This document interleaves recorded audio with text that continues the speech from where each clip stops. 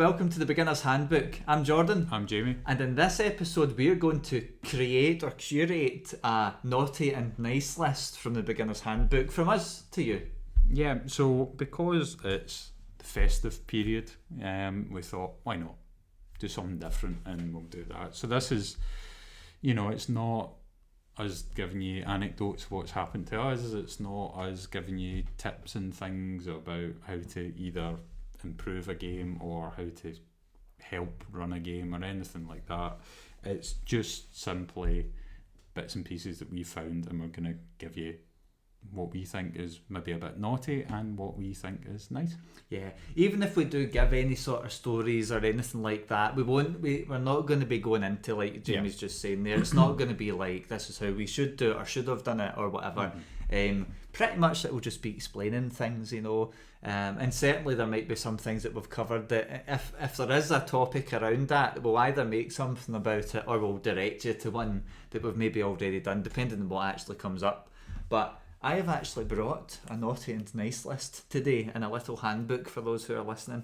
But I'll read through this at the table just when we're going into the lists. But I think to start, or before we start, we just want to throw, as usual, the question over to you, the listener or the viewer. And the main thing, it's just the one this time, and it's, have you ever had or run any Christmas themed games? And if you have, what were they? Were they scary? Were they fun? How did they actually go? Because I've certainly in the past had games where it's a Christmas themed game. At least it might not be actually Christmassy, but I've also had Santa in my games and things like that as well, which was a riot, especially because people killed him or tried to. Yes, the kids. He is alive and well, children. But it was merely an actor playing Santa. Yes, it was just role playing. So we'd love to hear from you guys what you might have done for a Christmas themed game if it didn't link to Christmas directly. So yeah, and that's the thing. I've never had a Christmas themed game at all. No, nobody cares about me enough to do that. So there you go. Well, that sounds like a start of a Christmas story, a sad Christmas story, which is very much similar to some of the suggestions I've got for today's list. It's like Home Alone, but Kevin's family don't come back. And they never make it back. Although, have you ever seen the Home Alone where it's like edited to be R-rated and stuff like that? It's really good. I can't remember who, I think it's Corridor Crew who does it. I'm sure it's those guys, but anyway, it's pretty good. But okay then, I think we'll just kick it in. So what we'll do is we'll both get little lists that we're bringing to the table, and we'll just talk about what it is or where we would categorise something. We might put something on screen. We'll see how much work that's going to be. But we might have something on screen or a tally or something. But for those listening, it doesn't matter anyway. Saying that, it might be in the description or something. But I think just to start off then, one of the things I promised start off with a naughty list, because that's the easiest list for me. And one of the things I'd like to bring in, so as you probably know if you've listened to this, I like Call of Cthulhu. I'm really, really big into it. So in one of the scenarios, and I've not played it, I've listened to playthroughs of it and I've been keen to play it. But it's one called Under a Winter Snow. Sure, it's not directly Christmas themed, but it's set during winter, and if you want it to be set at Christmas, go ahead. Although it's not exactly the most it's exciting, but it's not like happy. It's very much the opposite.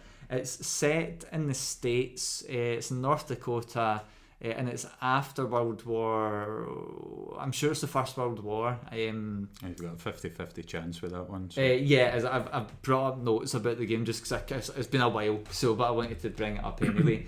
So it's basically, you go into the town, there's a bunch of investigators. I think the first part of it's like setting up the scene or something, but it's about a disease that comes through into the town, and there's all this other stuff. I won't go into it in case you ever play it or run it if you want to run it.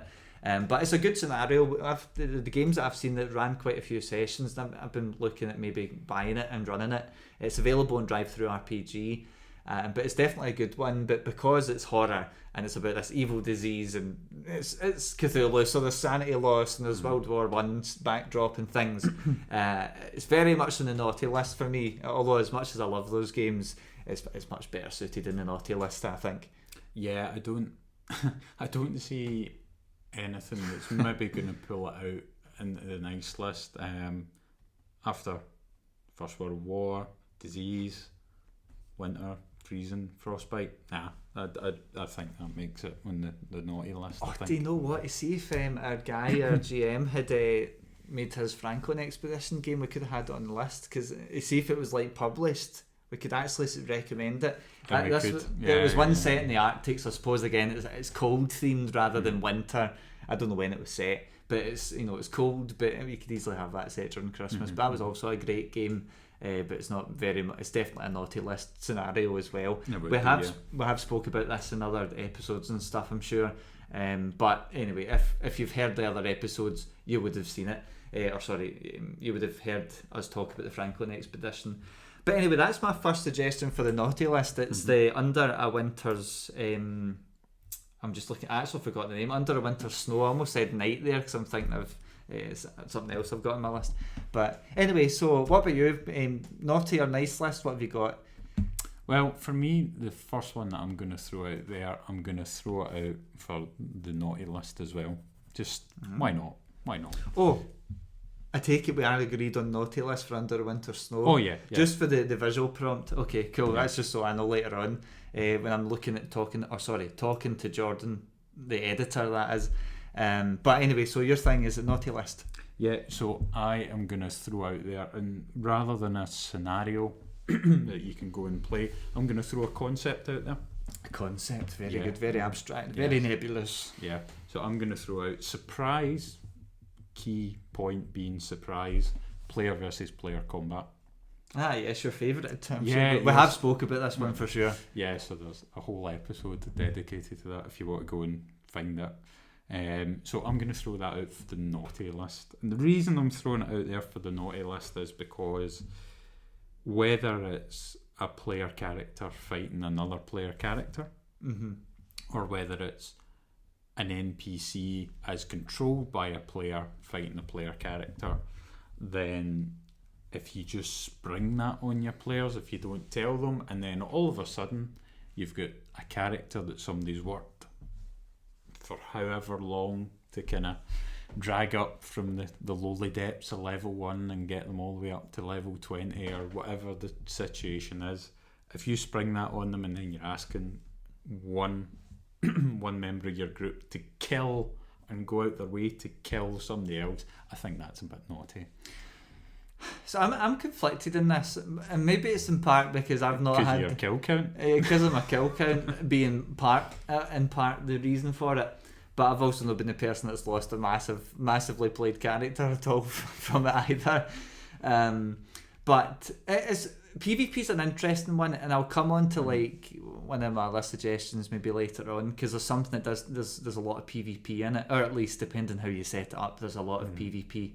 But PvP is something, I suppose it should probably stay in the naughty list, but I think the reasons why it could be in nice, I would say, because like you're saying, it's the surprise part of it. And now some groups are okay with that, some groups are kind of set out to do that sort of thing, and fair enough. I mean, we're not though, at least our group isn't generally. But I would argue like some of the reasons it would be nice, or maybe if you're listening you might put it in a nice category because of it, or because of these reasons, is things like it's exciting, it adds a lot of attention to your games, it lets you do kind of role play stuff with your pals and get to kind of play off each other, especially if you like to improv or do things like that. I've definitely, like one of your characters, who was it called again? The guy with the big beard. Who was that again? It was like that Valdane. What Star Wars game was it?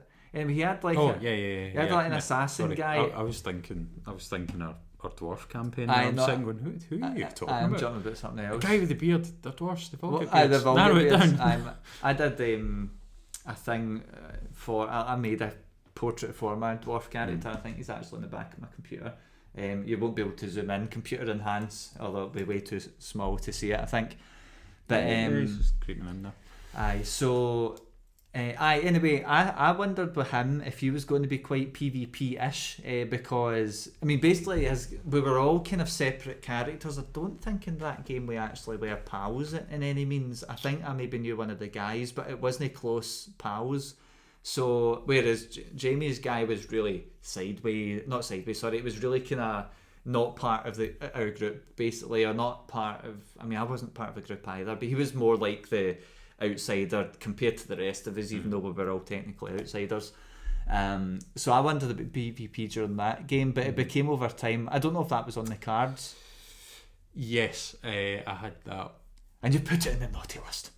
Yeah, but it's more work, to be honest, PvP. I had it on the cards, but it's one of those things. It's like it's having the threat there, but never actually wanting to use it. Yeah, sure. Okay, so I get that. I had it. Basically, again, we weren't going to talk about scenarios and games, but anyway, that's us. So we are. Your character and the author, if you have been following who these individual people are, you both had a kind of loose connection, and that's right. You were about that. You were there. We were all sent to this same place to achieve the same task. Whereas with myself, I had no connection to the other two players, and basically it was like cryogenics and then woken up. So it's like, right, okay, who are these two other guys? I don't know who they are. I don't know if they are gonna try and stab me in the back. And that was what I was trying to play, just mistrust and keeping an eye on people and just try to achieve his own personal goals, but knowing full well that I would have to work with them and cooperate with them in order to get close to those goals. So I had the kind of route map planned out, and it got to the point where I never actually engaged in player versus player combat, although that threat still hasn't went away, but I'm not going to go into details about that in case anybody's watching and stuff. Aye. You know, I might need to club them in the back of the head. So anyway. Aye. So basically that, I think some reasons to support are not, maybe, I suppose it's still not technically nice, but it can actually be a lot of fun, and even having that threat there, you know, with that game that we played, it was one of these things that my guy was very much the team player and things like that, so it was always trying to pull your guy in, but doing it in a way that was just, so it gave a lot of, it made what would have been kind of quite a standard go through this kind of facility and get out alive. It allowed us to think a bit more and do a bit more with the guys in the kind of roleplay scenarios, because otherwise it can get a bit stale sometimes when you've done games that's very much the same thing. So the threat of potential PvP was quite good, and if your sort of group is people that actually do engage in that, then actually it can be very real, you know. I know it was real for our group because we're kind of up for anything, you know. I think generally, at least for me, I avoid PvP in like my games and stuff, because sometimes people kind of get upset with it, and it can be a bit boring if you're always at each other's throats. But there's certain characters and stuff that can be a lot of fun with, so that's maybe some reasons to put it in the nice list, but it's still technically naughty, especially if it's a surprise though. People being at each other's throats and putting it in the nice list, what? It's awesome. In a game it is awesome. Like, there's so many games, and I've got one in this list. The game is in the naughty list, but the PvP element is not. Actually, I'm going to be coming on to that in a second, but might be worth coming on to it just now. Aye, okay then. So one of the things, so this isn't a Christmas game. And just to clarify, surprise, key point being surprise player versus player combat, naughty or nice? I think if you've got a campaign or something, or a group that doesn't ever engage in it, and you just hard through it on it and it was like permanent, I would say it's naughty. I think if you've got a group that isn't hard into it, but maybe you do it, I really don't want to spoil the beginning of this game, but anyway, I won't. But there's some scenarios that you play that it does throw you against players, like each other. It's like you have to kill each other for whatever reason, but there's not a consequence. So sure, they go through all the stress of it, but at the end it's like it's not a bad thing. But if you've got a group that doesn't do it, they're not comfortable with it, and you force them to do it, and it's permanent, like your guy, like when they get the head chopped off and that, like that was a surprise PvP that had permanent consequences for like whatever it was, close to 2 years, if not 2 years character, you know. So that I would say is a naughty thing. Not saying it's a bad idea depending on your group, but it's just still under the naughty list. But naughty sometimes cool too, is all I would say. Yep, that's the thing as well. I don't think we talked about this, but although we might put something in the naughty category, it doesn't mean it's bad, doesn't mean you should avoid it. So under naughty, things that are a bit cheeky, shall we say, might be there, or things that are a bit unorthodox might go in naughty rather than bad. Yeah. And the same with something that's nice, it might be something that puts you under a bit of stress, but it gives you either something new and creative that you can do, or it has to force you to problem solve, or something like that. Nice doesn't necessarily mean good, easy, light-hearted and fun. Yeah, it's more things that it's like, this is cool for your game at Christmas time, I think. But then even so, take it with a pinch of salt. That also means as well with some of the stuff on this list, not all of it has to be Christmas themed. You know, now things that are Christmas themed or winter themed, I've already put in here. You know, because it's an easy choice, and it's, I like the winter period for games anyway, because I love like The Thing, the 80s, The Thing, that is. And you know, it's such a great setting, and I think I've done a couple of games with that sort of theme, you know, and always done them at Christmas time, because everybody's like immersed in being miserable in the cold and being isolated because of snow and ice all over the roads. But so it doesn't technically need to, or strictly need to be like Christmas or winter themed. And that brings me on to another one from my naughty list. I'm going to need to bring in some of my nice stuff, and that is, I've spoken about this recently. I don't know if it was on this podcast or if it was just the people, but it's the Alien cinematic scenario, Chariot of the Gods. Now, it's an awesome scenario. It's a cinematic one, which means fast, brutal. It kind of movie-like. That's really the point. It's supposed to replicate how the Alien films do their thing. So it usually means fast and permanent death for characters, you know, very difficult to make it out, a session, forgetting the actual game, you know, things like that. So, and the reason I put that under the naughty list is it's awesome. I love every time. I think I've run that a full 3 times now, like, so maybe about 12, 13, 14 times, or 12 to 15 times, let's say, and just kind of keep it in there. So I've run it a lot, and we've had a blast every single time. But the reason I put it on the naughty list is also the reason I really like it as well. And it is brutal. It's so asymmetrically against the players that it has to be put in naughty. Do I spoil? Nah, I don't want to spoil, but basically most of your decisions in that game, there's a couple of opportunities for PvP, which is part of the reason why we've put it in the naughty list for the beginner's handbook, but there's reasons that I would actually support doing PvP anyway, even though it's in the naughty list. But there's at least a couple of opportunities for pretty hardcore PvP in that game. And when we played it, that happened. You know, there was at least 2 people, I'll say, that were very content with killing their teammates for whatever reason. And I can tell you, it could have turned into 100%. You all wanted to kill each other as well at one point, but that didn't happen. I'll maybe tell you about what that was later, because I can't remember if I did after the game.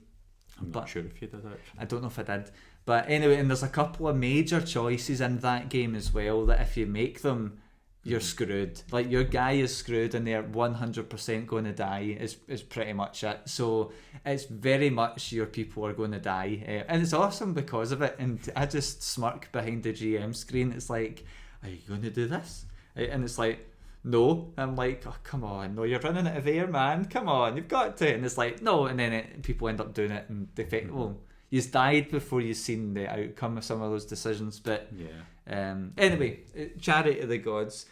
Any other thoughts on it? I imagine you think it's naughty too after this session. No, actually, I would disagree with you. Think so? I would put that under nice. Okay. Again, remember, it's not as clear cut as you might think it is. The reason I would put that under nice is because before you start the game, you dish out the players, their characters, and you dish out their agendas. The agendas, yeah. Personal agendas. So you dish out the agendas. So everybody knows that everybody else has got an agenda. So everybody turning up to the table knows that everybody that's there is going to be trying to achieve their own personal goals. Now, you don't know what any of those goals are. And then this is where like the little bits of paranoia and things can start to creep in. But the long and the short is everybody is in the exact same position when they come to the table, which is kind of similar to one of the games that I've done, but I'm not going to talk about that because it's not published and we're not here to be talking about scenarios and things. But that was the same kind of thing that happened. Everybody knew that for my game that they were either That's right. Aye. with somebody in a team or they weren't, and it was their job to figure out who their allies were and who their allies weren't, and then that would then give them an advantage in taking the game forward. So that I would put under nice, because everybody's all in the same boat, so nobody's getting anything sprung on them, nobody's getting real betrayal or real hurt or anything like that, because everybody knows that at some point is probably going to happen.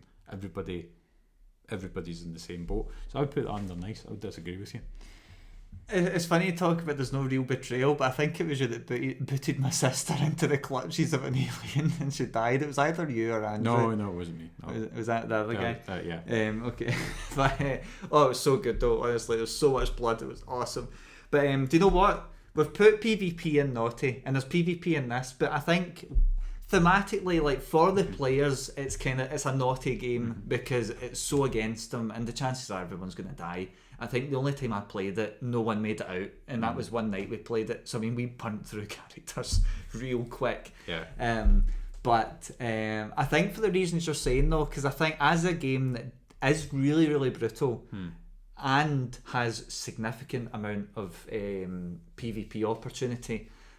Especially, I mean, with alien games, you can let people make their own guys and build their own personal agendas. But definitely, if you do run this at the Christmas period or whenever you do it, it's better with at least the cinematic one I've done, to stick to at least the personal agendas. It keeps it smooth and things.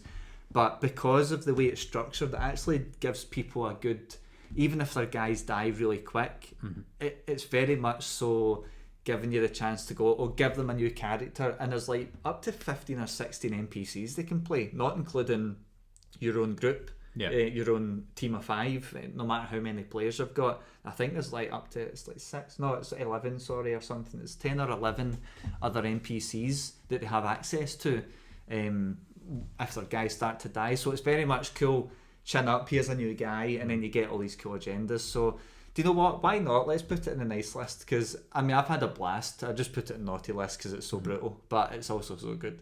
It's sometimes nice to be naughty though. This game is so good. But okay, cool. Let's put that in the nice list then. The Chariot of the Gods. So that's a free league game, and it's part of the starter set, I believe. It was free on Roll20 for a while, but definitely worth checking out. It's quite inexpensive as well. So especially if you get the starter set, I think it's like £25 or something like that. It gives you dice, which is something in international currencies. It's something, who knows, whatever the pound is right now. It's something nearby, but it's great. Totally 100% recommend it. I've had a blast with it. But okay, what have you got? Well, following on from that, I am going to throw out a different concept.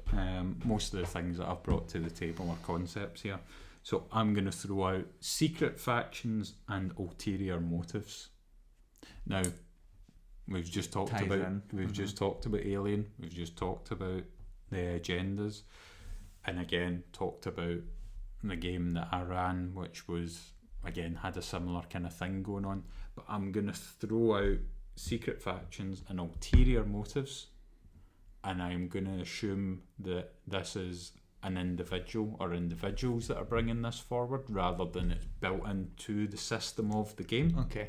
And I'm going to fire that into naughty, and pretty much for the reasons that I just kind of talked about beforehand. If it's built in as part of the system, everybody's in the same boat, it's an even playing field.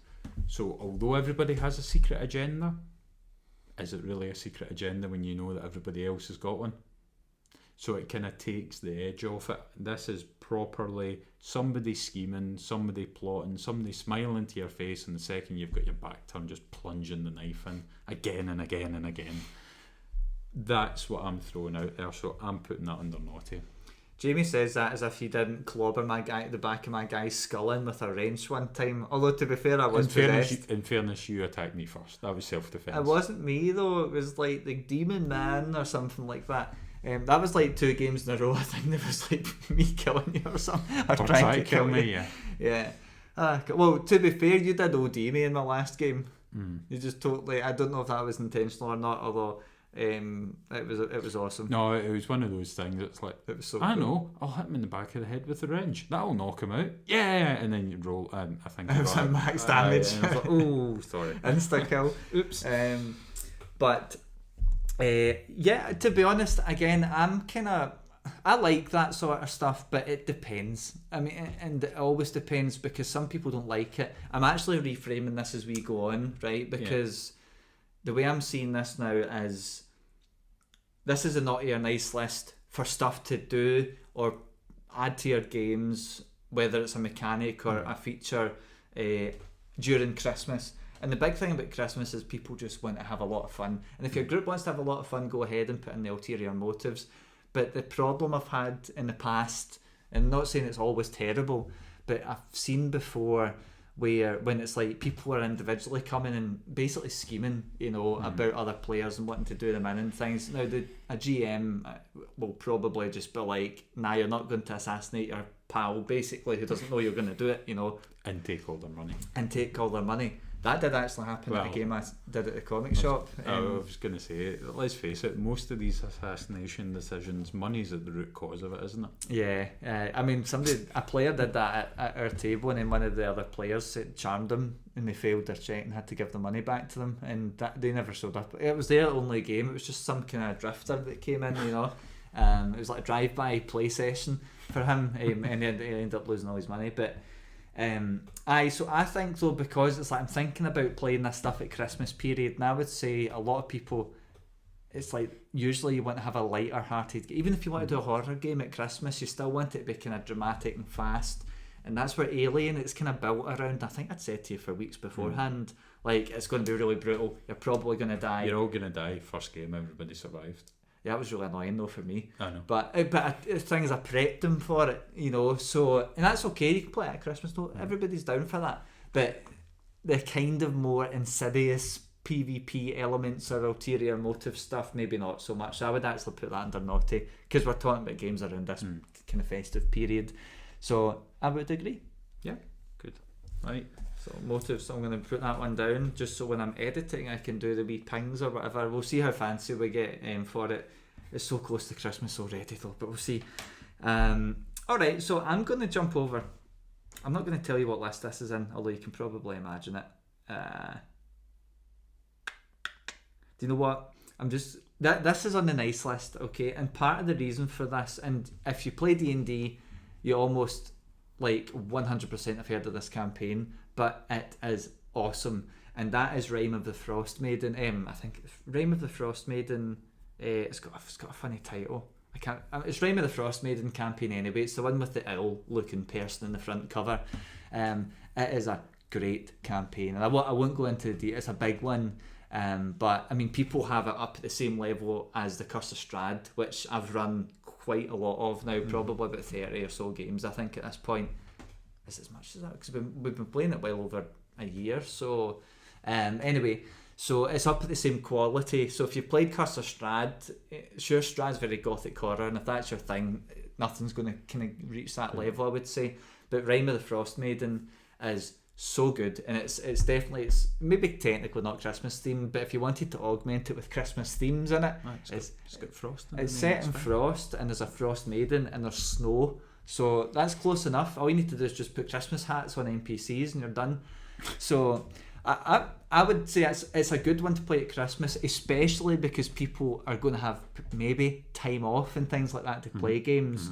The best kind of bigger campaigns that I've done is when we've had chances to play like block sessions, so maybe not a 12-hour session in a day, but we might play 2.5 hours in the morning, maybe a wee bit in the afternoon, or a kind of proper session in the evening, and maybe play it more the next day, and it gives you a real good period for you and your players to sink your teeth into the campaign, because it is really cool. There's a lot of stages in it, and I've not read it all or anything yet, but all the stuff I've read so far, super cool, and apparently it gets better from what I've heard. So yeah, I would absolutely put that in. I don't think you've we've never actually spoke about it. I think I mentioned maybe running it sometime, but to be honest, it's hard to actually get time to run this stuff these days because there's so many games.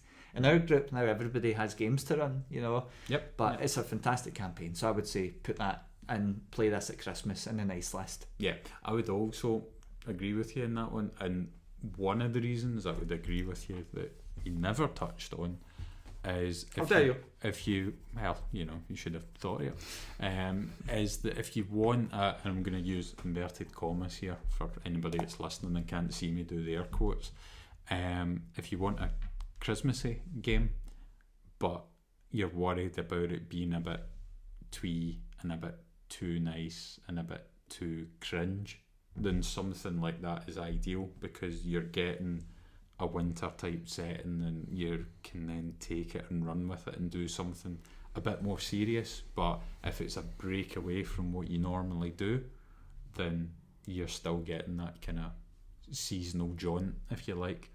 Maybe not the case if you live in Hawaii or Australia or something where Christmas time is like scorching and you're outside and I just played desert campaign at that point. But yeah, I would definitely say that as well, because the thing is, I mean, as far as I've seen, I've not read like every D&D campaign or anything like that, but I certainly know a lot about you know, a good portion of them, and even a lot of D&D campaigns, they tend to be, you know, it's not like we're talking about Christmas, which can be a bit too kind of happy-go-lucky for some people, you know. Yeah. But a lot of D&D games actually tend to be a bit like, not like that completely, but even like Strahd and things, there's quite miserable stuff in Strahd, but it still feels very high fantasy and power and everyone's happy and, well, maybe not quite happy, it's a miserable setting, but it's not the same as like the Pathfinder campaigns I've read, which I don't think a lot of them would suit a Christmas period, even if they were in winter, because they feel a bit more kind of hardcore, like Strange Aeons I've spoken about before, very much like bleak, and it's in an asylum, at least the first part is. So the Frost Maiden one, it hits a good ground because there's serious stuff in it too, you know, so it just depends on how you play it. It could be more serious if you have a group that tends to prefer that, or you could just ham up some of the not caricatures but almost the kind of comic booky type stuff that might be in it. I won't go into what's in it, but there's certainly ways you can jaunt it up if you wanted that, and if you wanted to make it more Christmas themed, that would be a scoosh. So, and it's a good one. So I've seen a lot of people arguing about what's the best out of that and Curse of Strahd, and people say the Dragon Heist is the best one, so they come out and pull another one out. But I would say go for Realm of the Frost Maiden at Christmas, because Strahd's an all-year campaign, especially Halloween. It's great for Halloween, but Realm of the Frost Maiden is brilliant for winter, I would say. Yeah, keep it. I'm just going to say special. That's not what I'm shooting for. But if you keep it kind of, it's something that you play on occasion, then it kind of keeps a bit of the kind of the charm of it, I would say. Yep. So cool. So it's the full name is Icewind Dale, Rime of the Frost Maiden. I just could not remember those first two words, and it's funny because I was looking at it before we started recording, but oh well, it's just the way it is. This is like when I run games, I'm like, oh, who was the 6 NPCs they just met? Yeah. But okay, cool. So what about you? So that's it. We've got a couple naughty, a couple nice that we've agreed on. So what else you got? I am gonna throw. I want to guess what it is. I'll have a guess. Well, guess if it's not nice. I mean, okay. Swapping character sheets.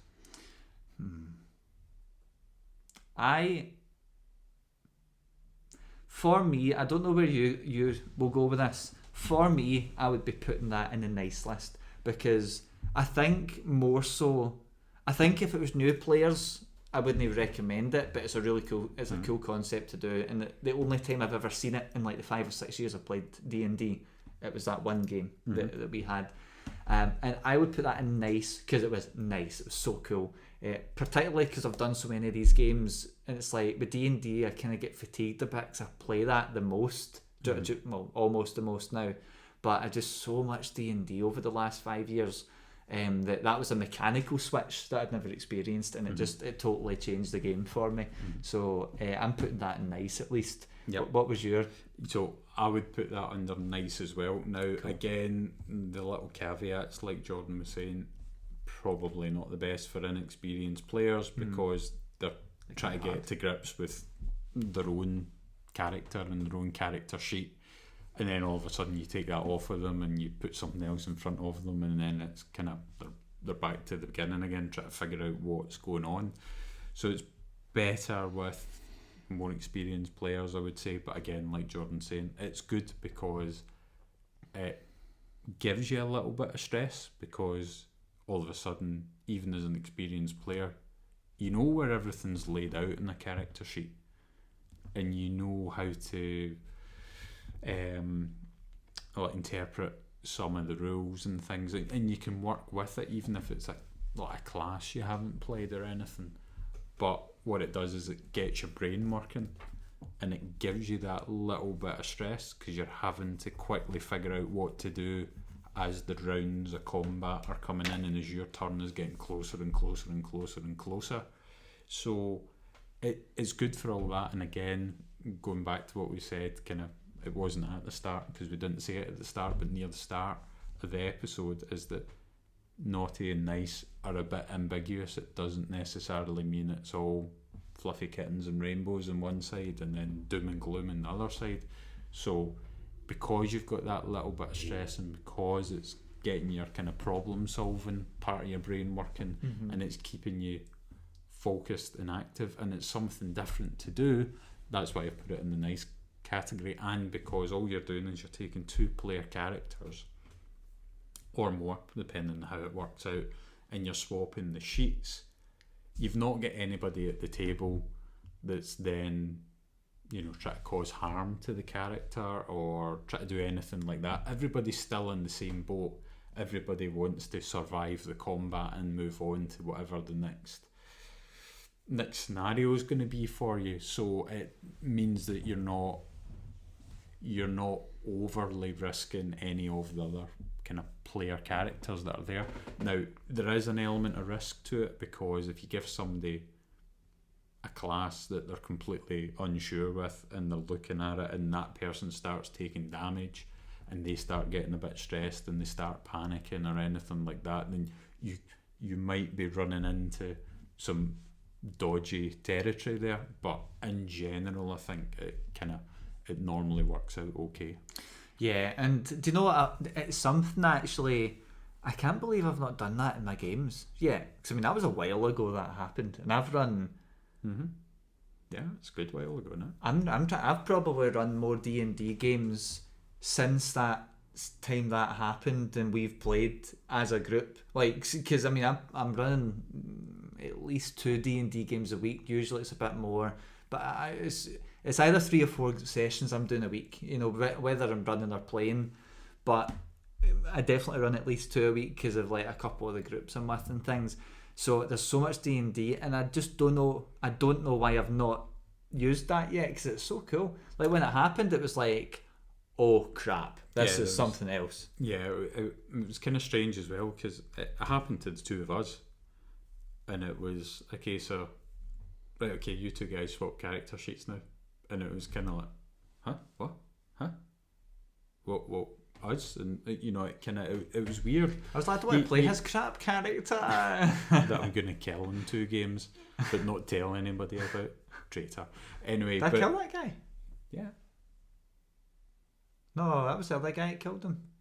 No. It was an NPC that killed him. It wasn't Jordan. Was this not your guy hanging from the airship?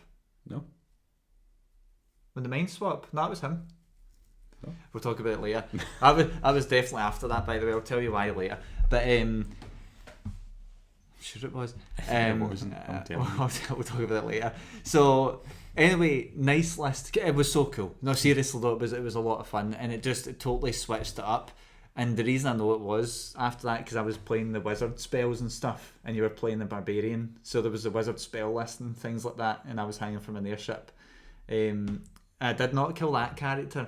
I think maybe it was. It was because I was playing a wizard. I never got to play your other guy, who had amazing abilities that Jamie never used, but there was good reason, because they would disappear and blow up or something like that. Yeah. But it's awesome. It's definitely try it. That's all I would say. It's cool, especially if you're a GM listening. I don't know if it's something their guy made up or if it was from something, but regardless, it was so cool to actually experience. It took me totally out of the same monotony. Like I play the barbarian in that game, so it was like run up, make sure you rage, run up, 2 attacks. If I crit or kill someone, I get another attack as a bonus action because of one of my feats, and that was basically my plan for the entire fight, and it had been for probably the last 7 or 8 months, so when it switched over to the wizard, I'm going, I can just shoot stuff from over here, this is awesome. So anyway, cool. We agree on that one. Yeah And I think, just quickly touching on what you're saying about how you've not done it yet, the thing with swapping a character sheet, the way it happened for us, it wasn't just right, Jamie Jordan swap, and it was random and it came just clunky and there. It was the whatever character that we were fighting and coming up against, you get hit with a spell from them. That's a good point. Well, you specifically did, which then made you hallucinate and think that you were my character. And to achieve that, then we both swapped the character sheets. I think it was from memory is how it happened. It was something to that effect, and it was cool. It was really cool. So, but so I've got a couple. I'll maybe just rattle through them though, because it's more just because we've touched on these already. So one thing I recommend, I don't think we really need to put this in a naughty or nice side, but although if it was going on the side I would say nice.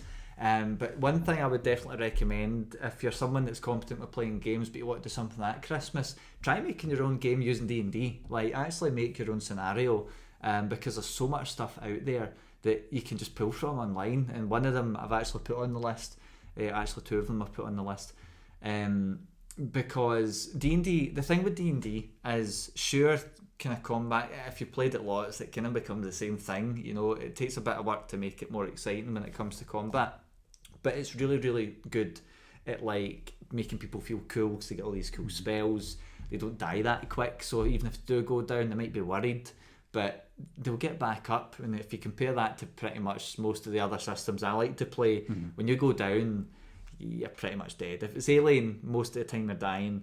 If it's Call of Cthulhu, if you fail your check, you're dead. If you're playing Delta Green, if you hit 0 hit points, you just die. You don't get anything else, you're dead. So D&D allows people to kind of be a bit more ham-fisted with their approaches and stuff, and it's dead easy to make up a game for it. Well, I'm saying that as someone that's run a lot of games, but generally if you put in one small mystery and throw in a fight and you've got like 4 or 5 players, it's probably going to take them a one-shot session anyway, so it's dead easy to do. So that's one thing I recommend.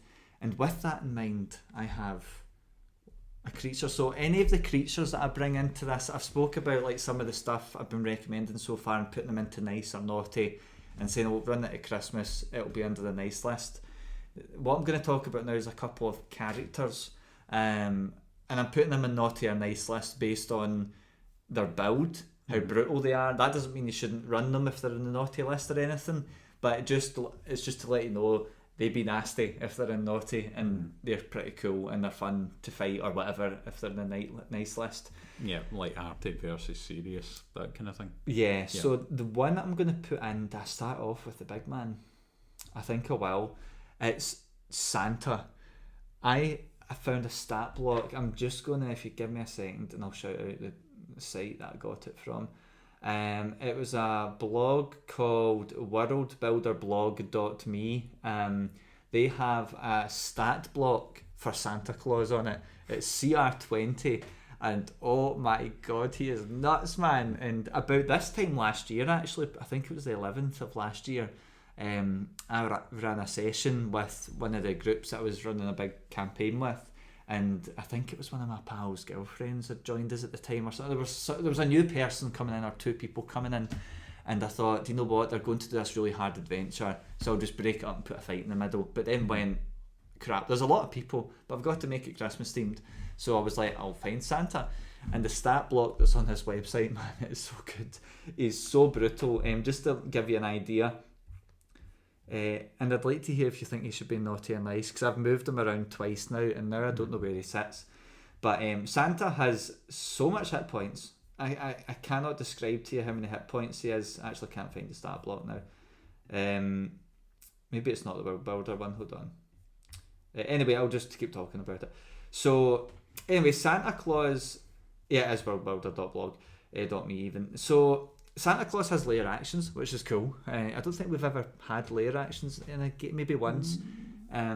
But basically, I had it set up on their adventure. They came across a town that was enveloped in a tundra. It was just like this area, and they went in and all the houses were frozen. There were sacks everywhere that were ripped open. And they're like, what's going on? And they had presents, and then they started to go, oh, come on, man, don't tell me you're making us see Santa. But they did, and he was huge. I made him like this big monstrosity and things, and all these like undead style reindeer and one with a glowing nose. But Santa has so much cool stuff on him. He's got things, not only does he get layer actions, legendary actions, and legendary resistances, but he's got a sack of gifts, which does like average 15 damage, and I think he can get them off 3 times, so and at this time the group were like level 8, so I mean every hit was really bad for them. Like, I mean, it's taken off at least a fifth of their hit points and things.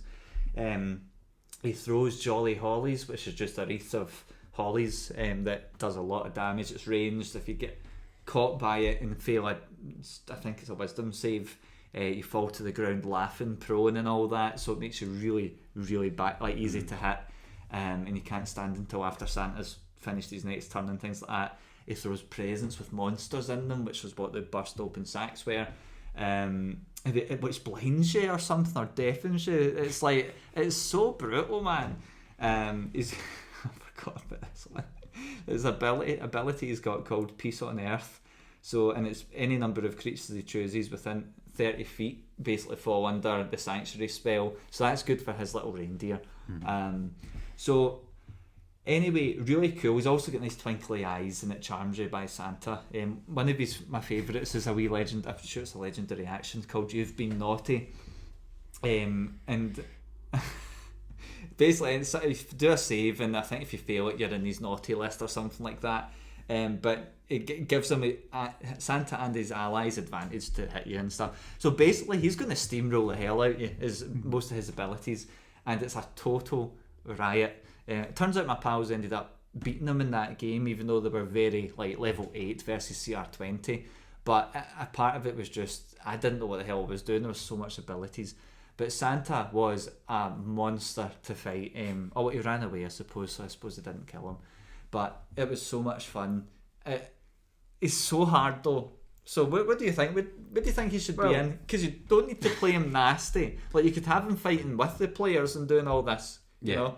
Yeah. But, so I think that's the thing.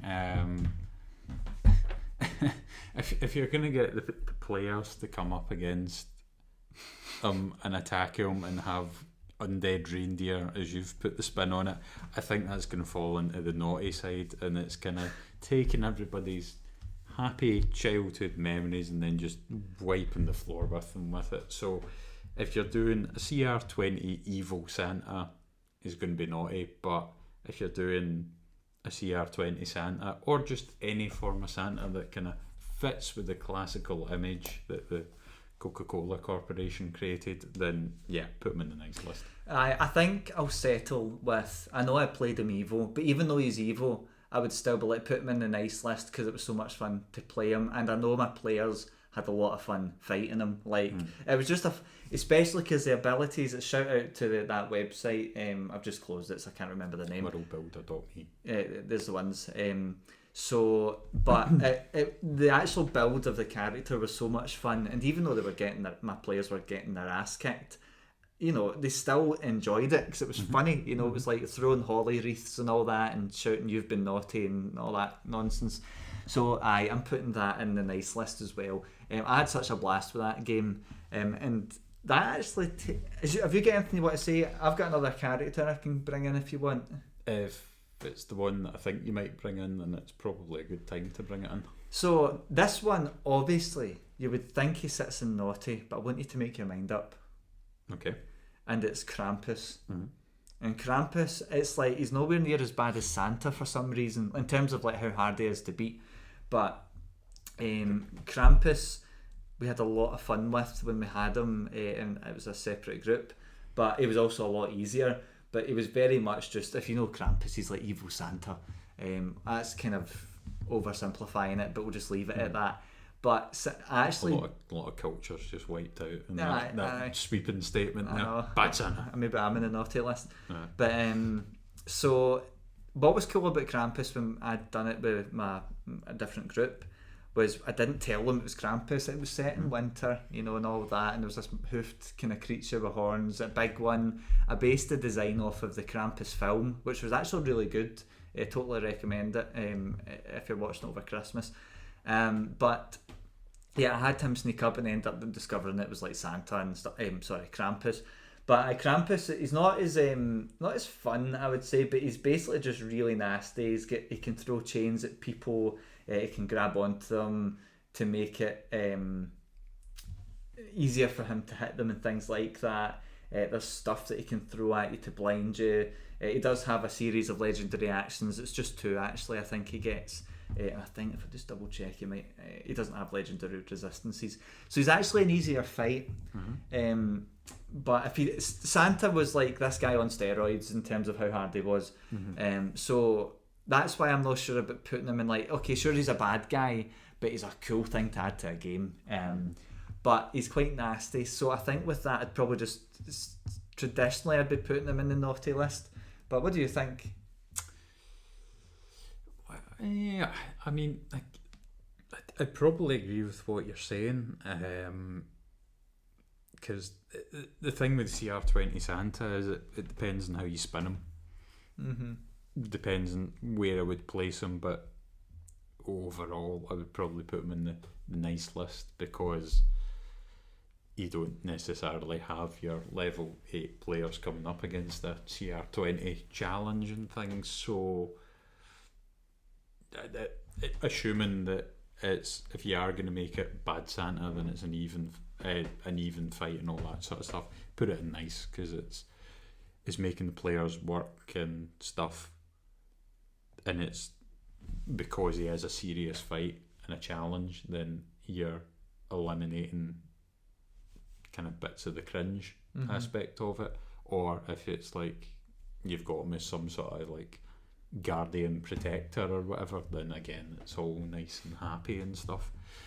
Whereas with the Krampus, you go, well, a lot of the actions and stuff are,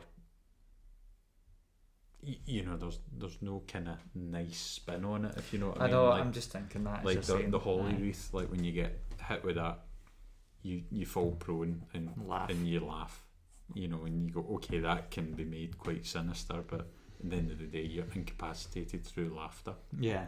It's all nice and all that kind of thing. So I'd probably keep him naughty, and although he's not as big a challenge, he's still a challenge if you pitch it to the right group.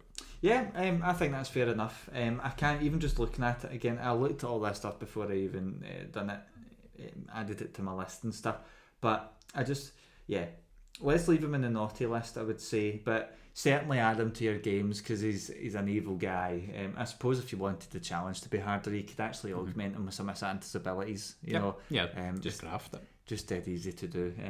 But this one, I think it was dmdave.com, I'm sure I got it from, so dmdave.com, that's where I found that before. I'm sure this is the original one. I thought it was a different site I got this from, but when I googled it again, it seemed to be this guy. So but definitely worth having a look, and both times that I've ran these dudes, Krampus and Santa, it was a riot. So it's just a lot of fun, Mm-hmm. So what about yourself? You got anything? Well, I've got another one for the nice list. Okay, go actually even on naughty and nice. Are we? So far. Oh no, I'm going to tip it for nice. That's not good. Sorry, anyway. I've got bad things I can throw at us. So. Fair enough. So that's incorporating real life. I've written that down as. So what do I mean? Taxis. Taxis. It's Christmas. Taxis. No. Basically, I'm meaning, so taking things from your local area or your country or your own culture or whatever, and incorporating that in your game and you can really dial down in this when it comes to Christmas, because throughout the year everybody's just trying to get on with things, whereas with Christmas, because there's a bigger focus on family and the holiday and things shut, and it leaves you with with that little bit of time for family and things. So like depending on what your local area is and things, this is all going to be unique to you and is going to be different. So as an example, where myself and Jordan stay, there's one of the supermarkets that's here, and every year it puts up a tree, and every year without fail that tree falls over, and they put it back up and it falls over, and they put it back up and it falls over, and that is the highlight of my year pretty much, just watching the chaos that this involves. So this year what they've done is they put up an even bigger tree. They decided that a bigger tree is not going to fall over as much as a smaller tree. Anyway, it fell over twice within the first week, and they got rid of the big tree, and they've now got a tiny tree. So as an example, in a game, a town where all the trees mysteriously fall over, and everybody has to go and investigate and find out what's going on and save Christmas, or whatever way you want to spin it. So pick something that's going on in your local area and include it, or wider afield. I would agree with that, although I had no idea it fell down that often. Probably because I barely spend time. I do now because I work from home. But see, before I was barely around Barhead and stuff, which is Bruce Day. Probably shouldn't say online, but who cares? But as long as you're not giving out a specific address, I think you're fine. 1, 2, 3. It's just one of these things. I wouldn't even notice that stuff, but certainly I totally agree. Like, there's games that I've run where it's based in nearby towns and things like that. But it's like kind of back roads and all that sort of stuff. And I've had games in the kind of farmhouses that you can drive by near where we live. And what's good about bringing games that people are familiar with, especially if you're talking about things like your hometowns, it's very easy for people. It reduces how hard it is for people to visualise where they are, and it just lets them get into the game rather than needing to try and imagine all this stuff, especially if they're not big role players. If we did a game and it was based on my street, it would be very easy for the players who we play with normally to visualise that. And it's the same thing. I've seen people play Delta Green, the Impossible Landscapes. I think it's set in New York. But anyway, a group of players I've seen playing that, it was based in New York, and these people could name places, and they're going, oh yeah, I know that, and they talk about it a wee bit, but then they would go there, but they're not even. What I realised when I was watching one of the episodes back a wee while ago was they don't even describe the place that much, because now they do a wee bit for scene setting, but they didn't need a lot. And you could tell these people were in that area. They knew the scene that their characters were in because it was something that they could recognise. Yeah. And again, going slightly off topic, but keeping, for newer players especially, I think, keeping things kind of, although you might be playing with D&D, chances are you're playing it in a fantasy setting. Yeah. But keeping it somewhat realistic is going to help players with getting into it, because there's less work for their brain to do, because they're spending a lot of time trying to figure out stats and their character sheet and whatever else, that if you're then asking them to imagine something that is completely the opposite of reality, then it's a lot of work for them to be doing. So keeping it somewhat real is going to take a bit of the pressure off for them, and even for myself as well. I have really really terrible imagination, and the creative side of me and things is not as strong as other people at our table. So the closer it is to reality, then the easier I get on with it, and the more I can get out of a game. Whereas if it's too far the other way, I just really struggle to get into it. I think that's actually even just more general. So I think we agree that's on the nice list. Oh yeah. But I think even more generally, what's good, I mean, even if your group, let's say, just to give you an example, like the newest God of War game set in and games are set in like Norse mythology, which I'm a big fan of, you know. So I see, like, I know a lot about that stuff, so I see these kind of different kind of lore figures and mythology figures come in, and I recognise what they are. I can see they're doing stuff different and can enjoy that part of stuff, you know, all of that sort of things. So if your group, even if it's not like an area that's familiar, if you're going to fantasy, but it's maybe a theme that your group likes, or like a fantasy element, like if it's Strad, if people love gothic horror, then they're going to have a blast playing Strad, and they'll really enjoy the kind of set pieces without their brain needing to do too much work, you know. If you know Dracula, then you can go, well, they're not exactly the same, but he lives in a big castle and he's a vampire, you know. I don't think that's a spoiler, because I mean the front cover shows he's a vampire, but you know, it's easy for people to just get that image in their head without needing to do extra work, you know. So it's a good rule of thumb, and I totally recommend it, you know. It's, if you can't, that doesn't mean it's not going to be as good. It just means some people might need a bit more work, or maybe just be a bit more descriptive and narrative, but just make sure you're being more narrative when you're describing things, and you'll be fine. But certainly doing things that are familiar to people is a good idea. Yeah. So okie doke, cool. I think then I don't think I've got much more. I'm just thinking if there's anything actually decent. There's a couple more NPCs and stuff, but I don't want to bog it down too much with that. I think I'm going to give a shout out to a game. This might be the last. There's two games I'll say. I'll combine these small kind of bite-sized games into one thing in the naughty or nice list. And that's a game called Twas, which is a Christmas-themed RPG. It's dead easy. I won't go into the detail. I won't go into it that much. But it's dead easy to pick up. It's very similar to the other one, rules light. So it's something that's simple to pick up and just let you play it. Now it is Christmas-themed, so whether or not, I'm not really sure how it fits. Like if you want to play it, I mean, you could probably homebrew it and stuff. But it's a good thematic game for Christmas, I would argue.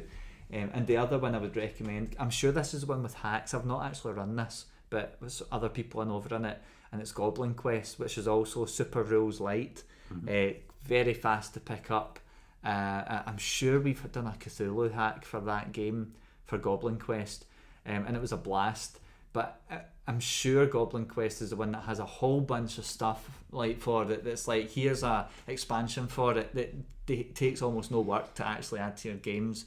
Goblin Quest is a lot of fun. It specifically focuses on things being funny, like, and just enjoying the hilarity. The rules is almost like a secondary thing to it, which is a big contrast to D&D or Pathfinder or some of these other games that are much more rules heavy, or even Cyberpunk and stuff, which we're going to play.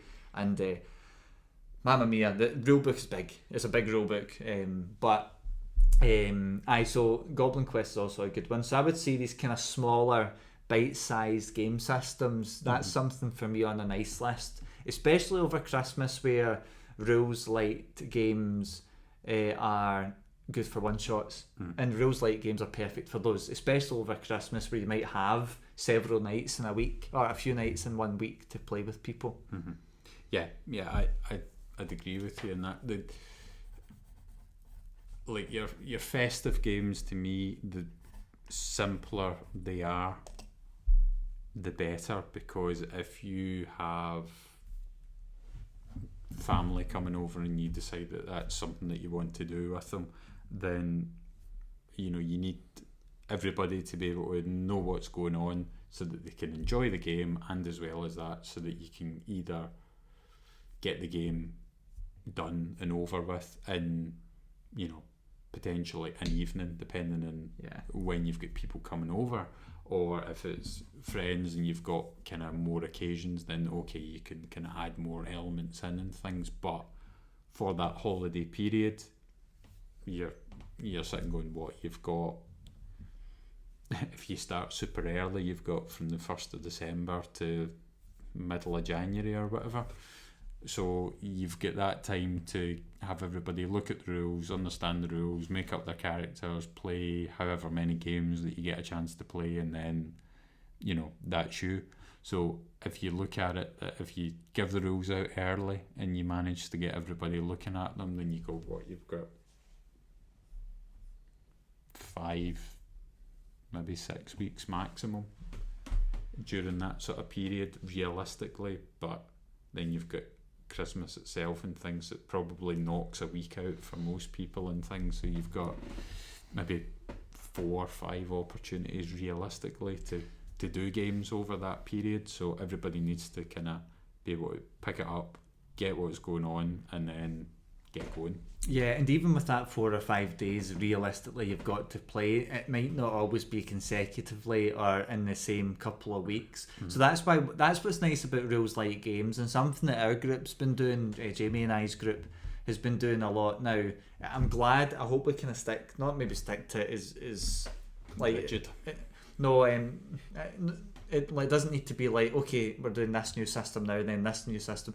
But we are now doing a lot more exploration of new systems and games of that. Because before, what we used to do was like take a campaign and we'd do it for ages, and it would be like 2.5 years of playing one campaign. And that's fine, some groups are fine with that. But certainly because I've been playing a lot of different systems and things like that, actually what we're now doing is we're a bit more flexible with it now. It doesn't mean a game might not go 5 sessions or something like that, but it seems like we're trying a bit more stuff. And that's where what's nice about that is I think it improves your running games. I think there's maybe a topic in that, actually. I'll have a think about that.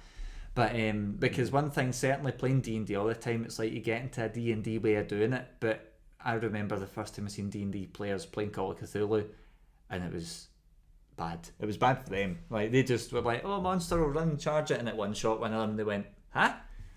Quick retreat. So, but it lets you've learned new systems, you can connect things together, homebrew things easier. And what these rules light games do, I would argue, because things like Morkborg or Cyborg, both done by Free League, and Stockholm Cartel, I think I might be getting one of the names wrong, or there might be someone else I'm forgetting. But these games are rules light, but it's like hardcore fantasy or hardcore sci-fi or cyberpunk is basically what Cyborg is.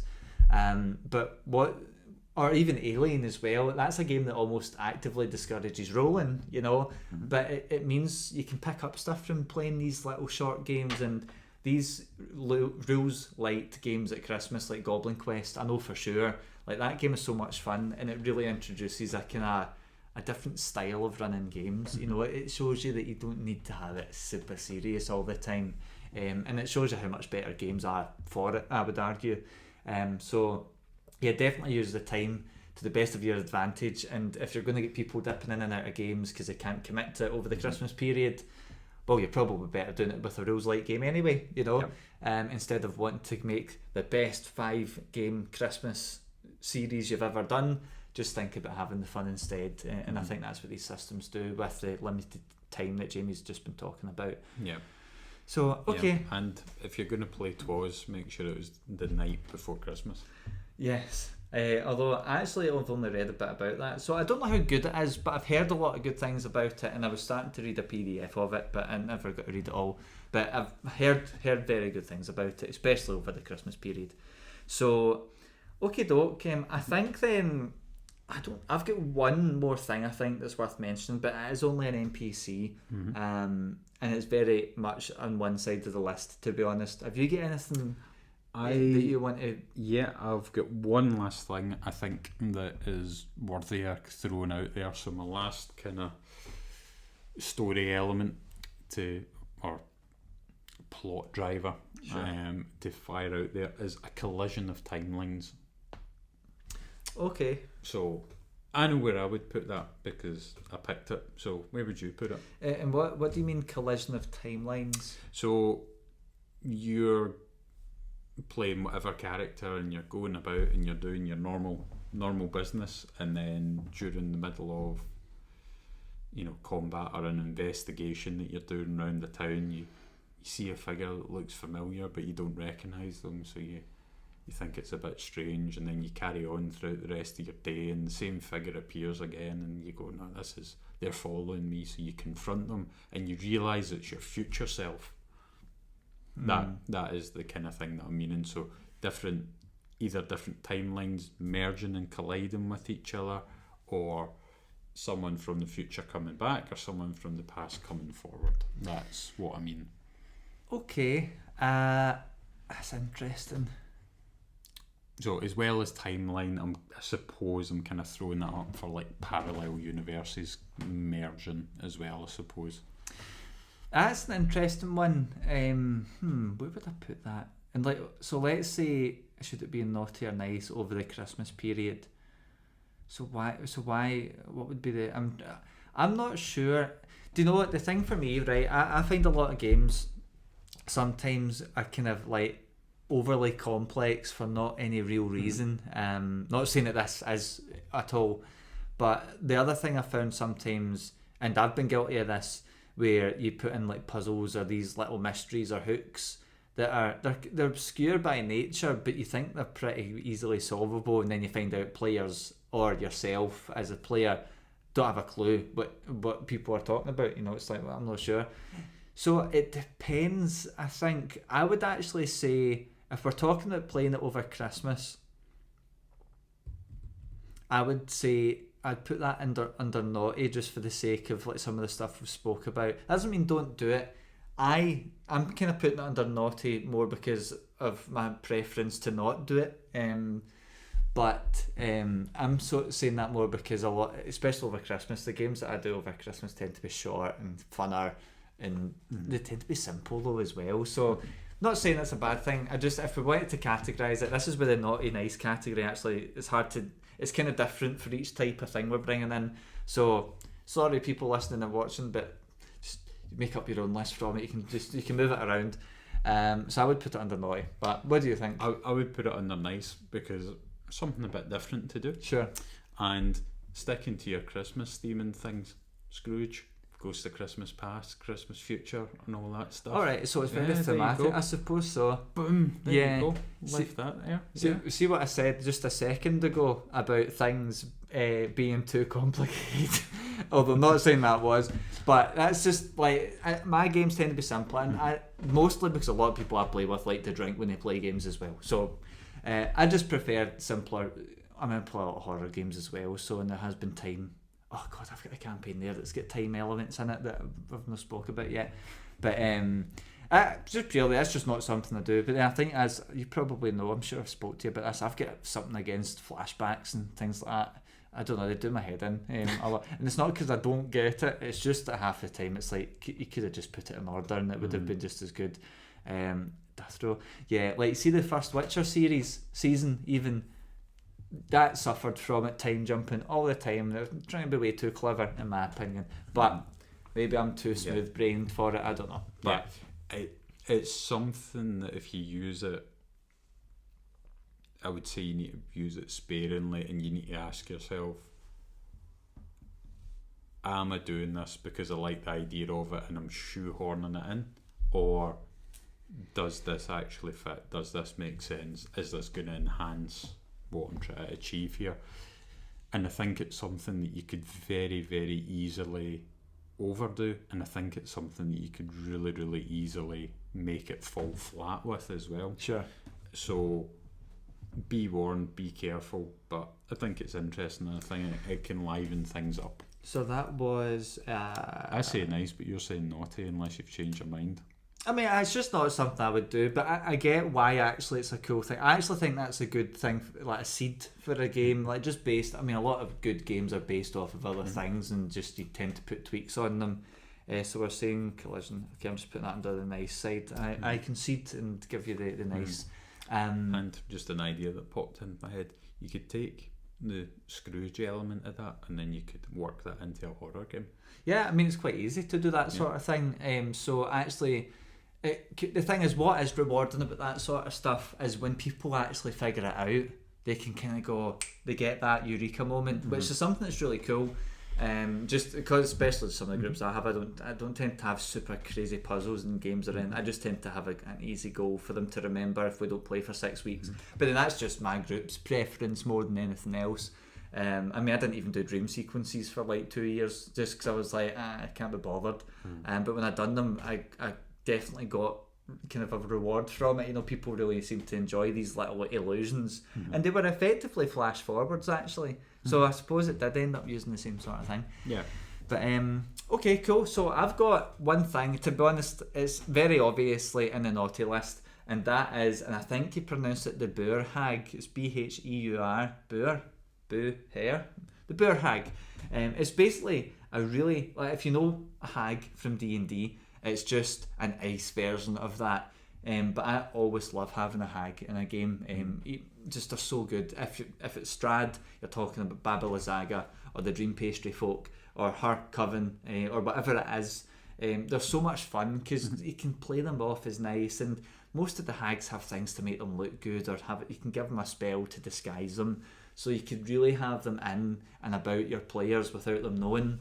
Night hags being a good example of that, because they can lurk and possess your dreams or whatever it is they do and torment you over a period of time. So the Boer Hag, I just like them. I think, if I remember right, they're a bit, are they harder ones? I can't remember. I think the Night Hag might be the worst one, but obviously they've got all the same stuff a normal hag does, so I won't go into it. But they do have a couple of innate spells that they cast, like cold themed ones. It's winter, so why not have a wee walking through the tundra, they see someone coming and they want to save this person. It turns out it's a hag that wants to eat their flesh because she's hungry. Or maybe it's an old lady that looks in distress and lost out in the woods in the middle of the snow. And then she tries to eat your flesh with a whole bunch of stuff like, Ice Storm, Wall of Ice. That's a good one for players or against players. I mean, Cone of Cold, just speaking about controlling weather. So there's a lot of kind of good utility spells and crowd control spells she's got as well, the Boer Hag. So it's obviously in the naughty list, but I do love a good hag, and I couldn't put a Christmas list or naughty nice list together without putting in a wee hag. I do love them; they're so much fun. Yeah, so naughty for me. Yeah, naughty for you. Yep, that's right. So I'll just put hag. So I think then before we do the total, there's one more thing here, and we weren't sure about putting it in. When I say we weren't sure about putting it in, Jamie's like, "Don't you dare." But it's not actually that bad. But what we'll do is there's one surprise thing. I wonder if we try and do a poll. I'll have a think about it. We'll maybe make a wee post alluding to this episode. If you keep your eye out on social media, jump over and see what it is. But it's actually my favourite thing on my list, and I have about 14 or 15 things on my list, and it's by far even more important than Strad or Alien or anything I've mentioned. It's this particular creature, and I think you should put it in your games, because tell you what, it's not going anywhere soon, but we'll see if we make a post about it. I would really like to, but we'll see how we feel once, or maybe after the episode goes out. I'm not sure when this will go out, maybe not on Christmas, but maybe just before it or something. We'll see. Why not? Our present to everybody. Yeah, true. Although they might not watch it at Christmas. They'll be doing stuff on Christmas.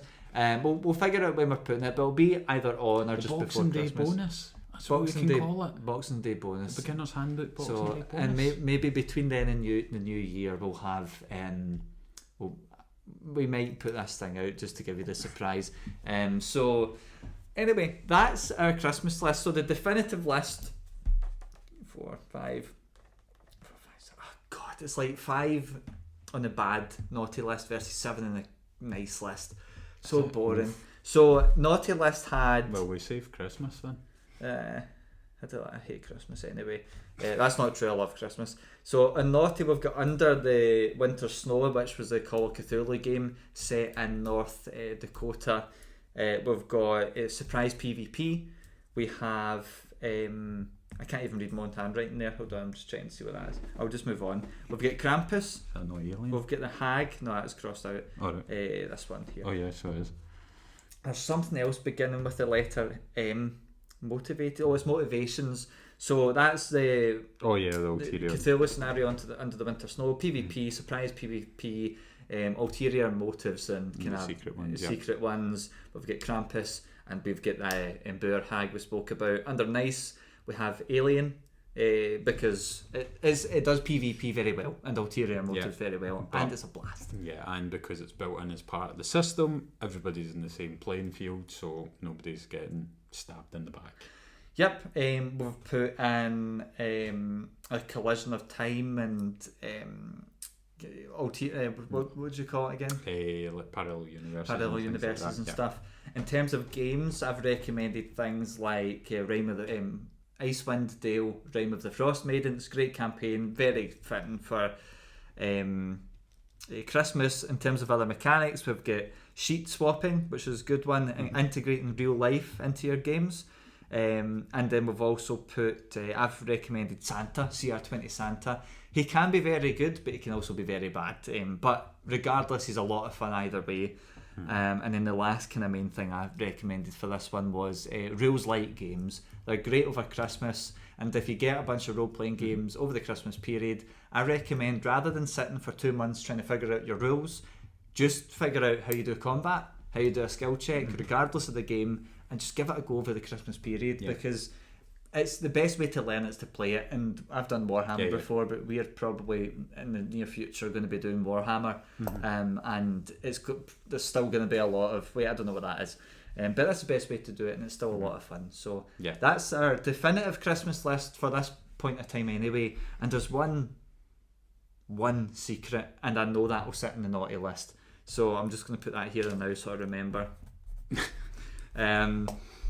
So there's one mystery naughty list item, which I suppose takes a total to 6 versus the nice 7.